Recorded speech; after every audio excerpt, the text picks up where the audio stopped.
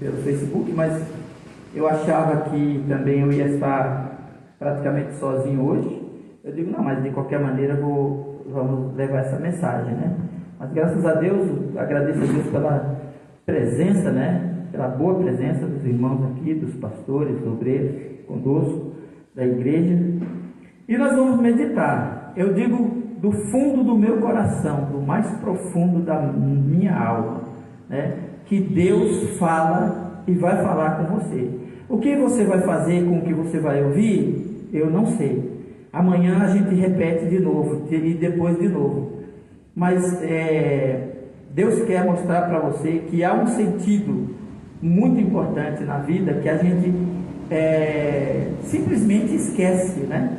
Que nem a irmã que estava falando ainda agora. E é verdade, a gente vê parece um monte de gente batendo cabeça, né? Uma coisa dizendo uma coisa, outra coisa que não diz outra, e a gente diz, meu Deus do céu, sabe, parece que estão na escuridão, eles não têm a luz da palavra de Deus para guiá-los, não é? Mas o Senhor está sempre presente.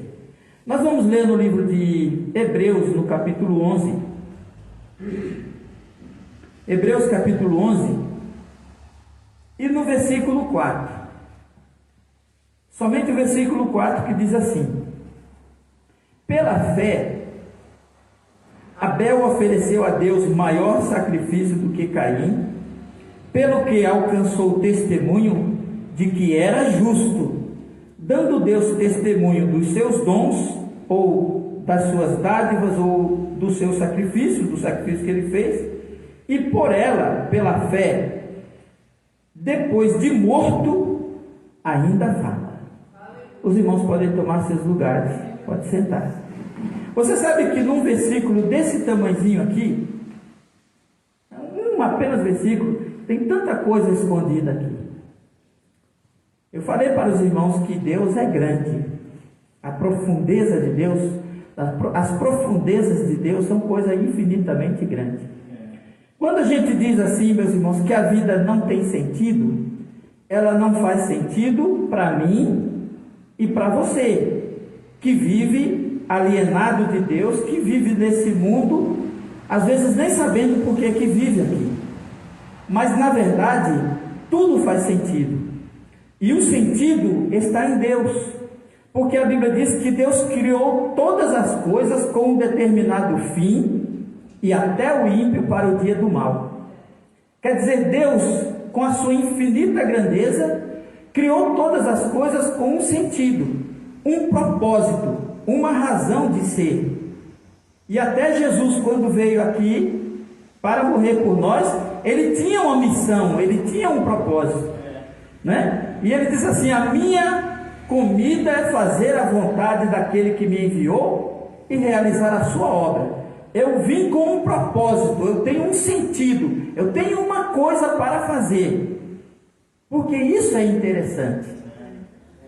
Você não faz ideia de que quantas estrelas existem no céu, quantos planetas, quantos homens na face da terra, quantos cientistas dariam a vida. Eles dariam a vida dele se dissesse assim: olha, entra nessa cápsula espacial e ela vai pousar no planeta Júpiter. Você tem 30 minutos de vida quando entrar ali. Ele ia. Irmãos, a criação de Deus é uma coisa fantástica. Então existe ali fogo, paisagens que o homem nunca na vida, ele só pode contemplar de longe e imaginar como é. Mas as rochas fervem, o gelo, a rocha, o mundo de Deus vivendo, sabe? Um vento em Júpiter tem uma tempestade que já dura mais de 300 anos, se não me engano, dura muitos anos, e ela não acaba. Então os homens gostariam de ver as maravilhas de Deus. Você que vive aqui na terra, você pode contemplar as planícies, contemplar as nuvens nos seus movimentos, os relâmpagos, os trovões, a chuva avassaladora que desce com força do céu, balançando as árvores, as forças da natureza glorificando, magnificando, enaltecendo a glória do Criador. elas manifestam a natureza daquele que fez essas coisas. É bonito, você pode ver, há muita destruição, é claro, a gente não está falando da destruição que essas coisas causam. Não estamos falando das enchentes, não estamos falando dos terremotos, não estamos falando de muitas desgraças que essas forças da natureza trazem. Nós estamos falando que ela é a manifestação da natureza do próprio Criador. Manifesta a força dele, com sua voz, troveja Deus, maravilhosamente. Eu posso ouvir na voz do trovão, a voz do meu Criador, aquele que fez os céus e a terra. Os trovões são como a voz de Deus, os relâmpagos dos trovões como seta nas mãos do Senhor. São essas naturezas, meus irmãos, os vulcões, tudo manifesta. Isso tem um propósito, ele glorifica aquele que criou estas coisas. Porque a Bíblia diz no livro de Romanos que, querendo Deus mostrar o seu poder e a sua sabedoria, criou todas as coisas, porque ele queria manifestar tudo isso. Ele criou para a sua glória, para o seu louvor. Ele criou para ser admirado por estas coisas. Os anjos glorificam a Deus, e todas as forças da natureza glorificam a Deus. Elas vêm adorar. Um dia, quando tudo terminar, a Bíblia diz que ouviu todas as coisas, tudo que tem fôlego, glorificando a Deus, né? Glorificando a Deus, porque Ele é o Criador. Então, para você e para mim, a vida não tem propósito, porque ela não tem sentido nenhum, porque ela acaba. Porém, o propósito da vida está naquele que criou ela. E muitos de nós aqui não sabem. Nós não vivemos a vida, irmãos, para viver. Nós não estamos aqui nesse mundo apenas para viver. Nós estamos aqui nesse mundo para granjear a vida eterna que nós viveremos lá com Ele. A Bíblia diz: aquele que ganhar a sua vida, perdê-la-á. Aquele que quiser aproveitar a sua vida nesse mundo, perdê-la-á. Mas aquele que nesta vida perder, neste mundo perder a sua vida, guardá-la-á para a vida eterna. Então o nosso propósito nessa vida não é viver a vida, não é viver a vida, é granjear a vida eterna, para não gastar ela aqui, porque aqui ela dura pouco, ela dura nada, mas lá ela durará eternamente. Esse é o propósito da nossa vida. E agora nós encontramos aqui nessa passagem uma coisa muito importante. Olha só, você não vai acreditar, você vai ficar boquiaberto com as coisas que eu vou falar hoje aqui para você. A Bíblia relata no livro e não estou blefando não, porque eu fico assim, a menos que você não tenha o entendimento que essa palavra existe. A Bíblia relata no livro de Gênesis 4:3, você sabe que Abel foi o quarto ser humano a nascer na face da terra. A história de Abel, ela é a história da fundação do mundo, quando começou a humanidade. Então nós podemos imaginar que quando Adão e Eva foram expulsos do paraíso, eles estavam próximos àquele lugar. Eles podiam ver de longe.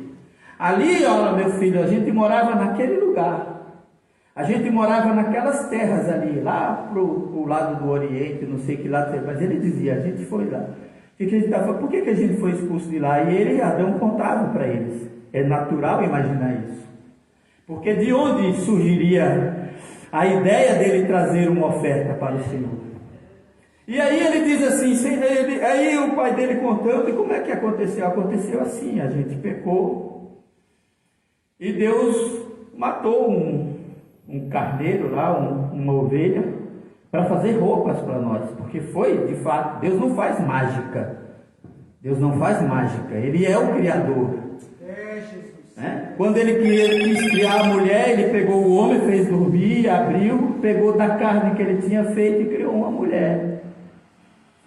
Então Deus não fez uma coisa surgir de nada. As roupas, tudo que nós temos vem da natureza. E Deus fez pele para eles.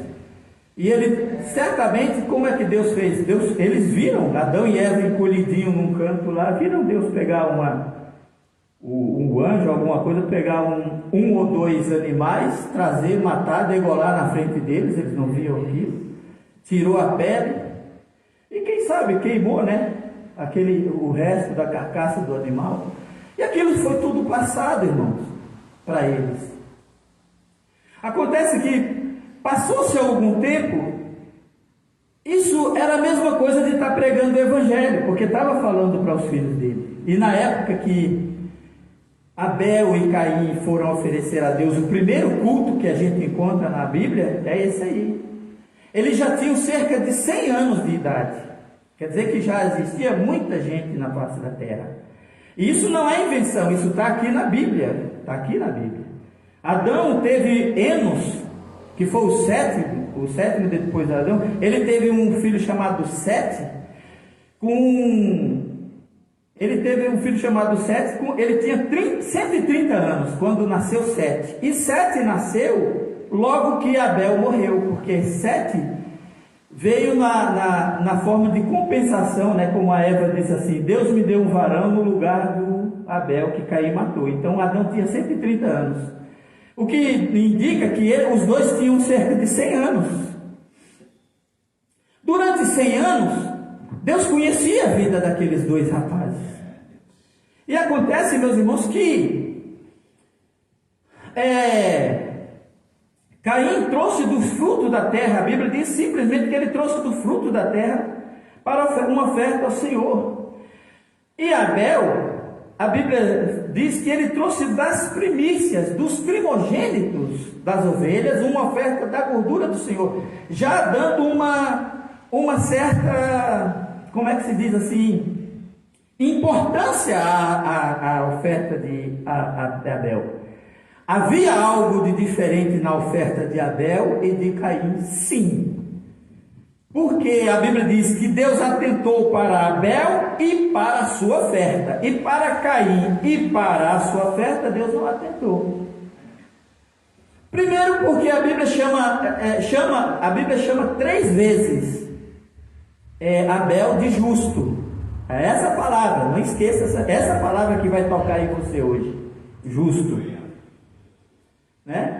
Deus está no texto de Mateus 23, quando Jesus disse assim, que desde a fundação do mundo, desde o sangue de Abel, o justo, então ele chama Abel o justo, Jesus também chama Abel. Esse trecho que nós lemos também diz, né, que ele foi justificado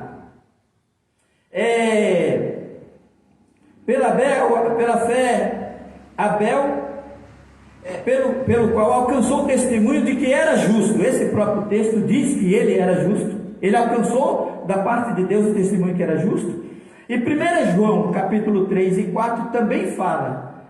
A diferença que existia entre Caim e Abel era que Caim era justo e que Abel era justo e que Caim era do maligno, né? E porque as obras do seu irmão eram justas. Então chamou ele 3 vezes de justo, né? Abel é chamado 3 vezes de justo. Quer dizer, ele vivia uma vida de justiça. O que é a justiça? Irmãos, a justiça dá a cada um aquilo que lhe pertence. A justiça está escrito lá no livro de Tessalonicenses, que diz assim, ó: a quem vocês não devem dever nada a ninguém. A quem vocês devem tributo, vocês devem pagar tributo. A quem vocês devem honra, devem pagar honra. A quem temor, vocês devem dar o temor. A quem glória, vocês devem dar glória. Quer dizer, a justiça, uma pessoa que age assim, ela é uma pessoa justa. Agora, como é que Deus justificou Abel? Abraão também foi justificado pela fé. Mas o que isso significa? Irmãos, diz assim, olha: creu Abraão em Deus e isso lhe foi imputado como justiça. Agora eu vou explicar para os irmãos o que isso significa. Isso é uma coisa tão profunda, tão profunda. Porque se a justiça é dar a cada um aquilo que lhe pertence, então nós devemos dar a Deus aquilo que é de Deus, porque senão nós somos injustos. Não foi assim que Jesus disse? Dai a César o que é de César e a Deus o que é de Deus. Agora vamos ver por que Abel, a Bíblia diz assim, pela fé Abel ofereceu um maior sacrifício do que o de Caim, pelo que alcançou o testemunho de que era justo, dando Deus testemunho dos seus dons, daquilo que eles davam. Deus olhou para a oferta de Abel. Abel era um homem justo. Abel tinha uma coisa que todos nós temos. Irmãos, a fé é um dom de Deus, é verdade. Mas todo mundo tem fé. Tanto é que tem fé que a Bíblia diz que lá no livro de Romanos, diz assim: tendo conhecido a Deus, não o glorificaram como Deus. Isso é injustiça, nem lhe deram graças. Quer dizer, os homens, tendo o conhecimento de Deus que está dentro deles, não reconheceram, não glorificaram a Deus, nem lhe deram graças. Quer dizer, eles foram injustos, porque não deram a Deus a glória e a honra que merece, que é dele. Você pode pegar lá na Netflix ou no YouTube, você vai ver coisas extraordinárias, principalmente se tiver uma televisão grande, né, bem grandona, você vai ficar de boca aberta o que é a natureza. A natureza, o mar, as baleias, as coisas que eu tenho falado para você, desde um caranguejo, de uma coisa, a variedade da obra de Deus. Desde as formigas, e mostra a floresta nascendo, tudo. Mas aqueles ímpios não atribuem essa grandeza ao Criador. Eles dizem que aquilo é a vida que nasceu assim, que não sabe de onde vem, não sabe para onde vai, mas negam a Deus que criou, a honra e a glória, e atribuir a Ele que fez essas coisas. Olha como Deus é maravilhoso. Eles não dizem assim. E você começa a olhar e ver aquelas narrações, dá vontade de você, sei lá, quebrar a televisão de raiva, porque você vê a grandeza, a beleza do Criador, as cabras das montanhas, tudo Deus criou com perfeição absoluta, e todas as coisas funcionam perfeitamente. Mas o homem quer usurpar as coisas de Deus, não quer dar a Deus a honra e a glória que é devida a Ele. Então a Bíblia diz que quando Abel trouxe o que existia de grande na oferta de Abel, que era uma oferta grande e era melhor do que a de Caim, porque ele estava fazendo aquilo baseado na fé. Eu vou oferecer a Deus um carneiro, talvez diante das histórias que ele tinha ouvido. E Caim foi primeiro, ele chegou lá e disse: eu vou oferecer. E ele pegou do melhor que tinha. Irmãos, quando eu tinha 13 anos de idade, morava na cidade do Gama, no Distrito Federal. E esse meu irmão e a Cida, eu conheço eles desde essa época. E eu conversava muito com a minha cunhada, Cida, como é que a gente faz para ir para a igreja e tudo mais. Eu quero ser batizado com o Espírito Santo. E ela começava a falar da igreja para mim. E com 13 anos eu frequentei uma igreja que ficava perto do mercado, onde o Reginaldo tinha um açougue. Meus dois irmãos mais velhos sempre foram açougueiros. E aí eu frequentei uma coisa, eu vi o pastor dizendo assim, ele numa hora que o pastor era da escola dominical, ele não estava ensinando, ele se levantou só para dar uns anúncios. Ele disse assim: eu não sei como é que a pessoa pode cuidar das coisas de Deus com tanto desprezo. Os irmãos sabem que os dinheiros do Brasil sempre foram muito desvalorizados, né? Sempre na inflação, né? E os dinheiros era aquele mulambo, sabe? mulambo, sabe o que é mulambo? Aquela coisa nojenta, amassada, rasgada, remendada com durex. E ele diz assim, aí os crentes vêm na igreja, pega a pior notinha, ele abre, ele puxa do lado do bolso. Eu tenho que explicar isso, porque faz parte do que eu vou dizer para os irmãos. Ele pega a pior nota mais feia que tem e joga ali dentro. E pega as outras notas e sai para gastar nos outros cantos. Isso é desprezo pela presença de Deus. Porque se ele pensa que está dando a Deus, não deveria agir dessa maneira, porque não reconhece a grandeza de Deus. E aí, desde aquele dia em diante até hoje, sempre que eu vou dar uma oferta, desde aquele dia, desde aquela época, eu sempre pegava a nota mais, não importa se é de 1 cruzeiro, se é de 2, se é de 3, eu pegava sempre a mais novinha e dava, porque eu dizia assim, eu estou honrando a Deus.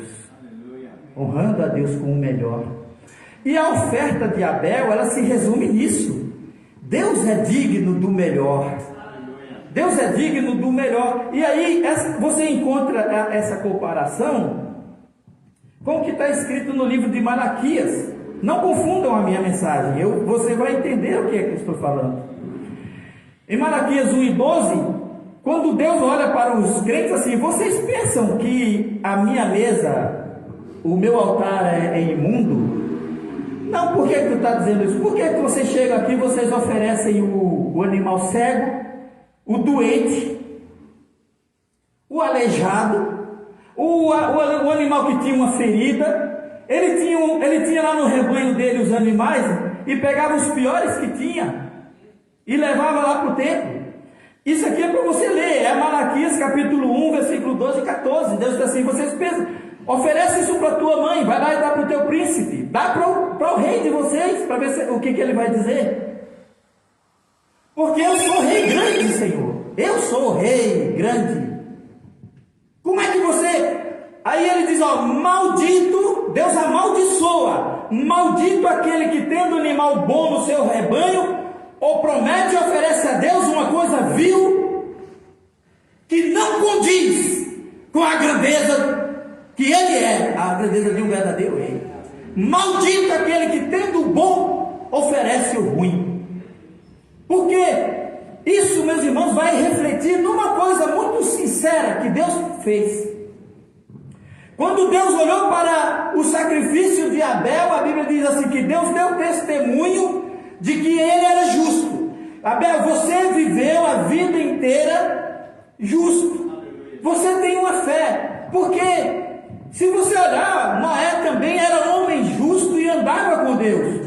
E o que fez Deus, o que chamou Deus lá de cima do céu? Porque a gente tem uma mania de achar que nós não somos responsáveis por nada, mas nós somos responsáveis pela nossa justiça, nós somos responsáveis pela nossa fé, senão Deus não ia nos castigar quando a gente falhasse. Então nós somos responsáveis. Então Deus diz assim, a Bíblia diz que Deus deu testemunho de que você é justo. Então, imagina um selo na mão de Deus, ele chega e taca aquele selo na testa de Abel. Abel, você é justo. Abel foi justificado por Deus. Justificado é reconhecer, é o mérito, é imputar, como é que se atribuir, dizer isso daqui é um mérito seu. Deus imputa um mérito. Deus imputar quer dizer, é como você acreditar na conta de uma pessoa um crédito. Olha, sua conta está vazia, mas hoje eu vou botar aqui R$1.000. Por quê? Porque eu reconheço os seus méritos. É isso. Às vezes a gente não sabe o que é isso. Por que Deus então? Vamos pegar Abraão para você compreender melhor essa história. Abraão não tinha filhos, Abraão não tinha esperança, ele achava que ele ia morrer e não queria ter um filho. Deus disse assim, Abraão, vem cá, sai fora da tua tenda, olha para o céu, tu pode contar as estrelas? Ele disse, não, Senhor, assim será a tua descendência. E a Bíblia diz que Abraão creu em Deus, E Deus imputou isso a ele como justiça, acreditou a ele, diz assim: Abraão, você é um homem justo. Agora me diga, por que ele foi declarado um homem justo? Porque Deus pensou assim: agora eu reconheço que você é justo, porque eu mereço, eu sou digno da sua confiança. E a fé, a confiança que você deu em mim, diante de todas as circunstâncias, é porque você acredita em mim. Eu mereço a sua confiança, eu mereço o seu crédito. Você é justo porque você me deu a mim aquilo que eu mereço o seu crédito. Você acreditou em mim, você também é um homem justo. Vamos lá com o selinho. Você é justo. Está meio ridículo, mas essa é a verdade. Quem pode se declarar justo? Como os crentes podem ser justos? Só existe na face da terra dois tipos de pessoa: o justo e o ímpio. O justo e o ímpio, o que serve a Deus e o que não serve. Deus não conhece diferença nenhuma em toda a face da terra. Só existem duas pessoas: ou você é Caim, ou você é Abel, ou você é de Deus, ou você é do diabo, ou você está salvo, ou você está perdido. Ou você crê em Deus, ou você é incrédulo e vai para o inferno. Então Deus diz assim: eu acredito a você, Abraão, eu te dou esse crédito, o mérito é seu, você é justo. Por quê? Porque você me tratou com justiça. E quantos crentes injustos com Deus? Quantos crentes, quantas vezes você é injusto com o próprio Deus, atribuindo a Ele coisas que não lhe pertencem?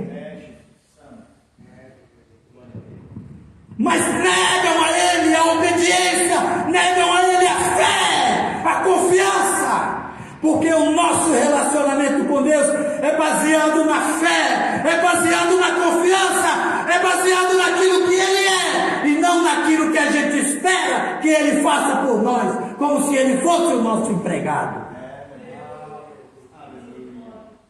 Isso é a fé que os crentes exercem hoje em dia. É aquela fé que só serve para adquirir coisas, mas não voltam nem sequer para agradar. São injustos, injustos, injustos.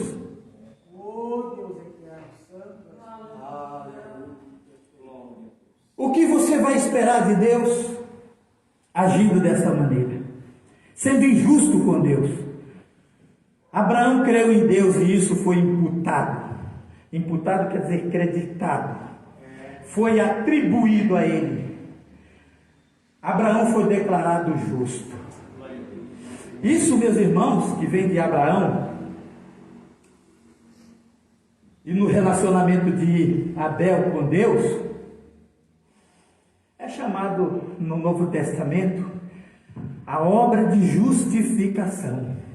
O crente é salvo, justificado pela fé. A nossa fé nos torna justos diante de Deus. Não importa mais os pecados que você venha cometer, não importa o que você venha fazer. Você acredita na obra que Jesus Cristo fez. Aquela obra de Cristo é imputada na tua vida, ela passa a pertencer a você. Deus coloca tudo que Jesus fez de bom na sua conta. Você não fez nada. Você foi salvo pela fé, porque você acreditou nele. Agora, como é que você vai ser justo tratando a Deus dessa forma? A justiça dá a cada um que... E quantos crentes injustos? Quantos crentes injustos, né? Existe por aí. Aí eu estava pensando assim, e o mundo está cheio de injustiça. Mas a nossa justiça deveria começar primeiramente no nosso relacionamento com Deus, dando a Deus a honra e a glória que Ele merece. Tributai ao Senhor honra e glória, ó famílias da terra, porque Ele é digno disso.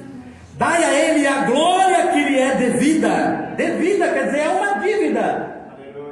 Mas os crentes mais xingam a Deus, mais reclamam,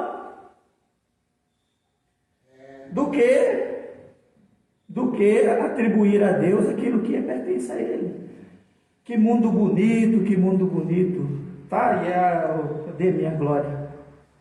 Aí você admira um quadro.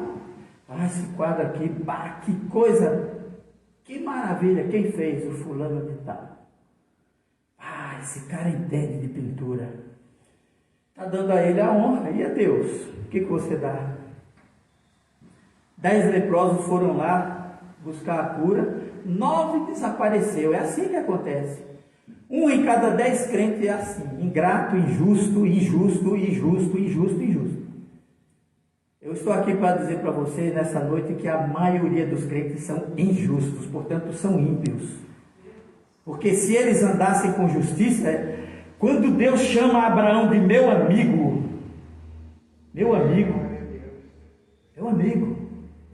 Abraão, meu amigo, é tão difícil você encontrar um amigo, mas Deus encontrou um amigo. Por quê? Porque um amigo é aquele que anda conosco. E Deus chegou para Abraão e disse assim: Abraão, anda na minha presença, anda comigo e ser perfeito, e farei tu herdar essa terra, o teu galardão será grandíssimo, ande comigo, seja perfeito na minha presença. E ele andou. Quantas falhas ele teve? Quantas falhas ele teve, Davi teve, tantos outros teve, mas eles não perderam a posição deles com Deus, porque havia um relacionamento de confiança e de fé em Deus, de confiança em Deus, e por isso é difícil confiar em Deus. Por quê? Porque ele diz assim: olha, eu vou falar a verdade aqui para os irmãos, se eu devesse alguma coisa para alguém, e aí eu estou devendo, olha, tu está devendo aqui, eu venho a ordem judicial, tal, oh meu Deus, vamos olhar ali, até aqui. Não, mas essa conta está paga, está aqui, a prova está aqui. Dependendo da circunstância, eu nem mostro. Eu deixo ele fazer o que quiser. Quando ele chegar lá na frente, ele vai se arrebentar. Está aqui, eu não tenho satisfação de dar. Eu cumpri com o meu dever, cumpri com a minha obrigação. Às vezes a gente mostra, a gente não, prova. Quando chegar na hora, é prova. Mas se eu tenho certeza que eu não devo, é o que Deus faz. Deus não te deve nada, Deus não deve nada a você, Deus não deve nada a ninguém. Deus não tem que te explicar nada, porque que ele derruba o barraco de um e não derruba o do outro. Quem sabe, Deus sabe o que está fazendo. Não é verdade? Por que que um perece e outro não? Eu estava vendo esses dias não, hoje ainda, no YouTube, uma reportagem das prisões femininas pelo mundo. Apareceu prisão feminina na China, na Etiópia, nos países da Ásia, em vários países, aqui na coisa. Irmãos, é uma coisa de dar depressão. Tem gente que não gosta de ver essas coisas, eu acho que não deve ver mesmo, né? Porque fica depressivo, né? Tinha uma prisão nas Filipinas, aonde não tinha lugar para deitar. As mulheres eram deitadas em cima umas das outras, uma com o pé para lá, outra com o pé na cabeça da outra, porque não tinha lugar nem para, assim, deitadas umas em cima da outra, e amontoada mesmo, cama, tudo, e o chão era pouco para eles, são atirados ali. Outros lugares que você não consegue nem imaginar, é cada cena que você não consegue, acorrentadas, e são atiradas nesses países assim, que antigamente se chamava de terceiro mundo, hoje já não se usa mais essa expressão, esses países mais pobres, você é jogado na prisão e ficado ali. Aí você vê tanta injustiça. Tem alguém que é inocente, que passa por algum problema que não é verdade? Existem as exceções, mas uma coisa eu digo para você, eu fico pensando, tá Deus, e o que será dessas pessoas? Aí eu fiquei pensando, não, elas já estão na porta do inferno, porque dali é para um lugar pior, porque tudo que a Bíblia nos ensina é para a gente evitar aquilo. Tudo que a Bíblia nos ensina, quando a Bíblia diz, olha, quando vier a tua desgraça, eu vou rir de você, porque eu não estou falando, não anda pelo caminho do mal, não faz isso, não faz aquilo. Então o castigo das prisões já é uma consequência do pecado. Porque a primeira coisa que me veio na cabeça foi essa: tá, meu senhor, e se eu fosse ali com uma Bíblia pregar? Não ia acontecer nada. Quantos estão aqui livres e não querem saber do Evangelho de Cristo, não querem saber de nada? Eles também não querem. Eles podem dizer assim, se você disser assim, ó, se você aceitar Jesus, daqui a uma semana você sai solto. Todo mundo aceita. Quando sair lá fora, aí nós conhecemos os crentes, né? Ah, lá na Coreia do Norte, os crentes são crentes. São crentes quem é crente, porque se a Coreia do Norte virasse o Brasil, os crentes de lá iam virar igual crente brasileiro. Porque o que é bom já nasce feito. O que é bom já nasce feito. Deus nos conhece. Deus sabe quem nós somos. Amei Jacó e aborreci Esaú. É uma escolha que Deus faz, porque Ele nos conhece. Não importa, irmãos, se o Evangelho seja pregado nos Estados Unidos, na Europa, na África, em qualquer lugar. Quem é de Deus se converte. Quando ele olha, ele diz assim: eu vou servir a Deus e vou honrar ao Senhor. Agora, quem é injusto, o que a Bíblia diz? Faça injustiça ainda. Você é injusto, então continue fazendo injustiça. Quem é justo, faça justiça. Por quê? Quem tem que mudar, muda quando ele ouve o Evangelho de Cristo. Ele ouve o Evangelho de Jesus. E aí, por isso que eu digo para os irmãos, para resumir aqui o que a gente falou, tinha na minha mente,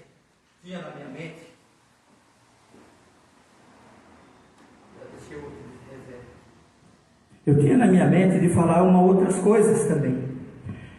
Eu disse assim, que melhor do que você começar bem é terminar bem. Por quê? Porque a gente só vai herdar essas bênçãos se a gente permanecer até o fim. E quando a gente, irmãos, nós devemos aceitar as pessoas como elas são. Eu tive 2 casos aqui, dentro dessa igreja, e eu estou falando assim porque essa semana eu tive conversando lá com a minha funcionária, e eu dizendo para ela, eu disse assim, se você fizer um bom trabalho, você está fazendo para você. Porque quando você sair daqui, eu vou me lembrar da pessoa que você é. Né? Eu vou me lembrar, você vai deixar saudade. Inclusive uma saiu, e eu disse para ela assim, a águia voou. Eu disse, porque você é uma águia. Deus vai te dar coisas melhores. Ela arrumou um emprego melhor. Eu digo, Deus vai te abençoar, porque você foi uma pessoa correta, uma pessoa que eu fiquei com saudade. Você vai deixar saudade. Eu não posso segurar você, mas vou deixar, porque Deus tem coisas muito melhores para te dar. Né? E às vezes as pessoas acham que não, né? E então, irmãos, eu tinha aqui, pela graça de Deus, as dificuldades. Hoje para mim é um dia muito especial. Hoje é dia 1º de maio.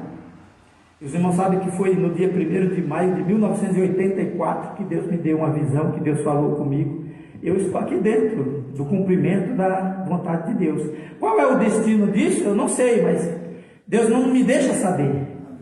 Mas uma coisa é certa, Ele cumpriu. Ele disse, eu tenho as chaves, a chave está na minha mão. E eu nunca na minha vida imaginava que Deus ia fazer assim. Mas Ele não me prometeu nada, Ele disse que ia fazer, porque eu não tinha pedido nada. Ele disse assim, eu tenho as chaves, a chave está na minha mão. Faz 40 anos, dia 1º de maio, eu tive essa visão de que eu um dia ia abrir uma igreja. Só que eu nunca interpretei dessa maneira. Eu nunca achava que era eu que ia ter que abrir. Eu achava que eu ia ser consagrado a pastor e ia ser mandado para a cidade de Cacequi, para a cidade de Tupanciretã. Eu achava que eu ia ser, né? E aí eu ia chegar lá e ia ter uma placa, bem-vindo, pastor Ronaldo. Mas não era isso, nada disso. A coisa foi mais difícil, mas foi melhor. O que Deus tinha era melhor. O que Deus tinha era melhor. Né? Então, eu dizendo essas coisas para vocês, então Deus sempre cuidou aqui de mim. E aí, teve 2 pessoas aqui, 2 pastores, que me ajudaram no começo. Um ficou 5 meses e o outro 10 meses. Eu confesso diante de Deus, aqueles homens não sabem o bem que eles me fizeram. Eles não sabem, só que eles cometeram um grave erro. Eu disse assim para o pastor ali da conservadora, eu disse assim, eu podia ter ficado chorando, porque quando eu entrava ali, nos primeiros dias de culto aqui, quando eu botava o pé ali, ele botava junto comigo. Nunca me senti sozinho.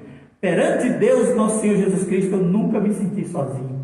Porque eu chegava, ele chegava junto. Era quarta, era quinta, era quarta, era domingo, era sábado, eles dois estavam aqui. Eu nunca fiquei sozinho. Eles não sabem o bem que eles me fizeram. Deus confortou meu coração com a presença daqueles homens. Um deles, do nada, chegou, depois de 5 meses, pediu uma oportunidade aqui e disse assim, eu não faço mais parte desse ministério. A igreja tomou um choque, porque recentemente a nossa irmã Josiane tinha chegado, a igreja, e parece que desperta um ciúme quando chega parece que ele vai perder o lugar dele, eu não sei como é que é isso, não sei como é que funciona. E aí detonou, botou tudo a perder. Quando eu digo que é melhor do que começar bem é terminar bem, ele podia ter chegado para mim no final do culto, olha, pastor Ronaldo, eu vou voltar lá para a minha igreja, não vou mais ficar aqui, né? Por razões pessoais. Bonito, né? Encerrar. Eu ia estar chorando, mas eles me deixaram uma mágoa muito grande, que Deus já curou. Mas eles não sabem o quanto bem que eles fizeram e que botaram tudo a perder. Botou tudo a perder, né? Podia ter deixado uma imagem linda aqui. O outro passou 10 meses. E aí do nada se levantou aqui durante o culto, o culto funcionando, foi a porta fora ali, liguei para ele, queria saber o que aconteceu, sumiu. Ainda bem que o pastor ali da conservadora, o pastor Alcides, disse assim, Ronaldo, tem gente que é assim, né? Ele é que nem o avestruz, passa 6 meses arrumando o ninho, arrumando, daqui a pouco dá com os pés, quebra tudo, arrebenta tudo e vai embora. Aquilo consolou meu coração. Eu digo, então eu tive 2 avestruz lá, que a gente fizeram tão bem e no final terminaram tão mal, tão mal. Então, irmãos, prestem bem atenção nisso, isso não vem de mim, isso vem de Deus. A Bíblia diz assim, que o justo pela sua fé verá, e se ele recuar, a minha alma não tem prazer nele. E nós só teremos a felicidade de viver a vida eterna se permanecermos até quando? Até o fim. Até o fim. Não adianta chegar agora e parar. Não adianta você parar no meio do caminho. Deus vai olhar assim, mas você fez um trabalho tão bom, você sofreu tanto. O apóstolo Paulo fala com a igreja de Gálatas, vocês sofreram tanto, vocês apanharam, vocês tiveram os bens de vocês roubados, vocês sofreram, agora vocês começaram pelo Espírito, vão acabar pela carne, né? Ele falando com a igreja de Gálatas. Irmãos, então não temos escolha, nós temos que ir até o fim. E a Bíblia diz que melhor é o fim das coisas do que o começo delas, porque quando elas começam, a gente não sabe qual é o destino, nem o que vai acontecer, mas quando a gente termina, a gente sabe o fim que aquilo ali teve. Então, meus irmãos, melhor do que começar bem é terminar bem. Não adianta você sair queimando pneu, né, a 1000 por hora, e daqui a pouco você fraquejar, porque a corrida para essa vida, e repito, nós não estamos aqui para viver uma vidinha de luxo, uma vidinha qualquer, nós não estamos aqui para viver uma vidinha qualquer, não, nós estamos aqui para granjear o direito de vivermos eternamente, de herdarmos a vida eterna, porque o propósito de todas as coisas está em Deus, que criou todas as coisas, que tinha o poder, tinha a sabedoria, e fez todas essas maravilhas para poder ser admirado, louvado, glorificado e amado por todos nós.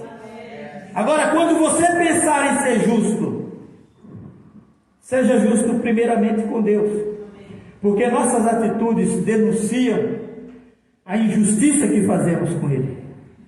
Tudo que é de Deus fica para depois. Tudo que é de Deus fica para depois.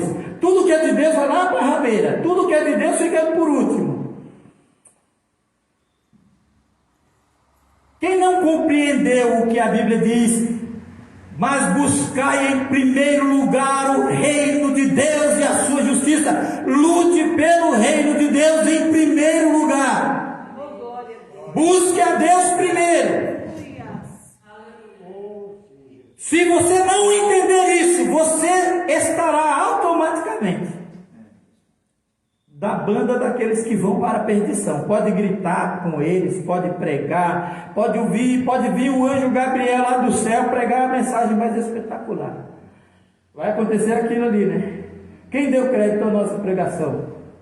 O próprio Jesus veio. Quem acreditou? Ninguém.